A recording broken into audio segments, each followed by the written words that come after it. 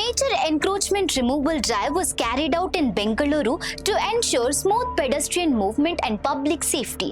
The operation was conducted under the directions of Greater Bengaluru Development Minister Krishna Baire Gowda and under the supervision of Bengaluru Central City Corporation Commissioner Jagadish G. It covered 6 assembly constituencies across Shantinagar, CV Raman Nagar, Chikpet, Chamrajpet, Gandhinagar and Shivajnagar divisions. On the third day, encroachments were cleared from 12 roads covering 10.95 kilometers of footpaths using 85 workers, 7 JCBs, 20 tractors and 3 tippers. A total of 64 petty shops, 107 push carts, 18 shed roof structures, 11 sheds, 8 ramps, 10 seating arrangements, 2-wheelers and 4-wheelers, 6 canopies and 42.5 tons of waste were removed. Drainage slabs were also installed at some locations to ensure smooth rainwater flow. In Shantinagar, 8 petty shops, 3 push carts, 6 sheds, 2 ramps and 5 tons of waste were cleared on Cambridge Road 1.0 km.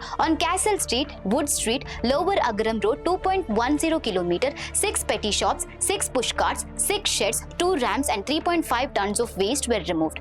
In CV Raman Nagar, 80 feet CVR road to BSNL signal 2.0 km saw the removal of 10 petty shops, 15 push carts, 6 sheds, 4 ramps and 10 tons of waste. Old Madras Road 1.0 km saw 8 petty shops, 12 push carts and 18 tons of waste cleared. In Chikpet, from Kanakanapalya Road to 15th Cross Jayanagar 0.85 km, 5 petty shops, 10 benches, 10 vehicles and 6 sheds were removed. In Chamrajpet, across 1.2 km covering 3 roads, 30 push carts, 5 boxes, 3 boats, 4 sheds, 6 canopies, 8 ramps and 4 tons of waste were cleared. In Gandhinagar, Magdi Road 0.5 km saw the removal of 8 push carts, 5 boxes, 3 boats, 1 shed and 2 tons of waste, while Avenue Road 0.5 km saw 8 push carts and 6 boxes cleared. In Shivajnagar, KG Road 1.0 km saw the removal of 7 petty shops and 13 push carts, while Mysore Bank City Civil Court Road